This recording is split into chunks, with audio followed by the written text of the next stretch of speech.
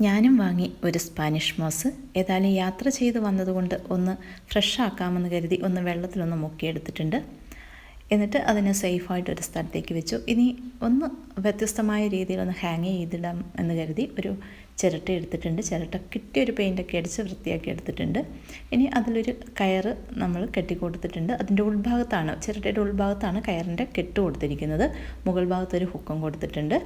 അതിനുശേഷം നമ്മുടെ പ്ലാന്റിനെ എടുത്ത് ഇതിൻ്റെ ഉള്ളിലേക്ക് ഒന്ന് സെറ്റ് ചെയ്യുകയാണ്. അപ്പോൾ ഉള്ളിലുള്ള ആ കെട്ടിനോട് അടുപ്പിച്ച് തന്നെ അതിൻ്റെ ആ ചെറിയ ത്രെഡ് വെച്ചിട്ട് നമ്മളതൊന്ന് കെട്ടിക്കൊടുത്തിട്ടുണ്ട്. അപ്പോൾ ഒരു ഫൈനൽ ലുക്ക് എന്ന് പറയുന്നത് ഇതാണ്. ഇനി നമുക്കതിനെ എവിടെയെങ്കിലും ഒന്ന് ഹാങ് ചെയ്തിടണം. എന്തൊരു ഭംഗിയല്ലേ! എനിക്ക് ഭയങ്കര ഒരു ഇഷ്ടമുള്ളൊരു പ്ലാന്റ് ആയിരുന്നു. എൻ്റെ ഗാർഡനിൽ ഇല്ലാത്തൊരു പ്ലാന്റ് ആയിരുന്നു കേട്ടോ. ഇനി എന്തൊക്കെ പറഞ്ഞാലും അതിൽ ആ വെള്ളം നമ്മൾ സ്പ്രേ ചെയ്യുമ്പോൾ അത് ഗ്രീൻ ആവുന്നൊരു കാഴ്ചയുണ്ടല്ലോ, അതൊരു ഭംഗിയുള്ള കാഴ്ച തന്നെയാണ്. അപ്പോൾ ഈ ഒരു കാഴ്ച നിങ്ങൾക്ക് ഇഷ്ടമായെങ്കിൽ തീർച്ചയായും വീഡിയോ ലൈക്ക് ചെയ്യാൻ